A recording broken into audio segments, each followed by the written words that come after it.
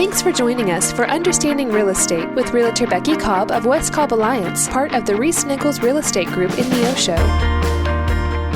Well, for this morning, Becky, tell me, what should a buyer's agent do for me? I'm just going to run down a list that we have in our packet. As a buyer's agent, I should give you the most vital information on the available homes. That means I'm going to be searching the MLS for homes that meet your needs and get the disclosures and things that you need to have for those. I need to arrange tours of the area that you may be wanting to look at, especially if you're coming in from, say, out of state. You may not even know very much about our community, and maybe I need to take you on a little tour and show you what's around our town. Provide neighborhood information. Check zoning and building restrictions, especially if you're thinking that you want to build maybe a shop or something. Disclose all the facts that I know about the properties. Collect any pertinent data I can, usually things like taxes and utility costs. We can get those with an easy phone call. So a good buyer's agent is working for you, the buyer, and is going to try to help you find as much information as you can about the property you are considering to purchase. Well, yesterday, Becky, we were chatting about buyer's agents and what they can do for us, but tell us a little bit more about buyer's agents. You know, a buyer's agent is going to save you a lot of time. A buyer's agent can weed through properties that maybe match up with your needs and your wants list, like we were talking about earlier. So as a buyer's agent, I'm going to guide you towards those homes that seem to meet that list that you gave me. I'm going to show you homes that's in the right price range. If you're just calling off a sign, you say, I want to look at that house, you may not have a clue as to how much that house is. As a buyer's agent, I'm going to make sure that you have been pre-qualified.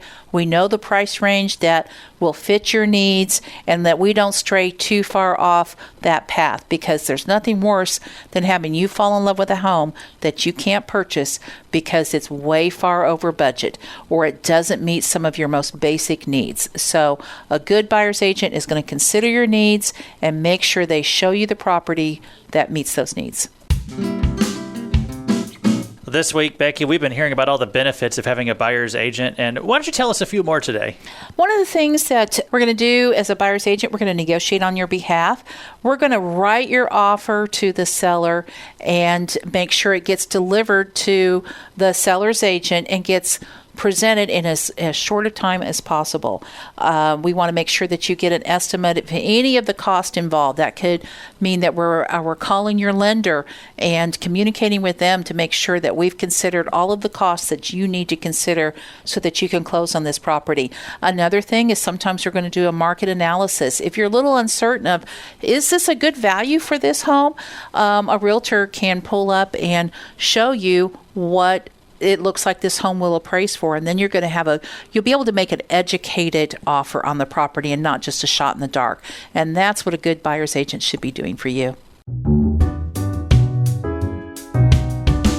Well, talk to us about technology this morning, Becky. What kind of tools are you finding useful whenever it comes to real estate?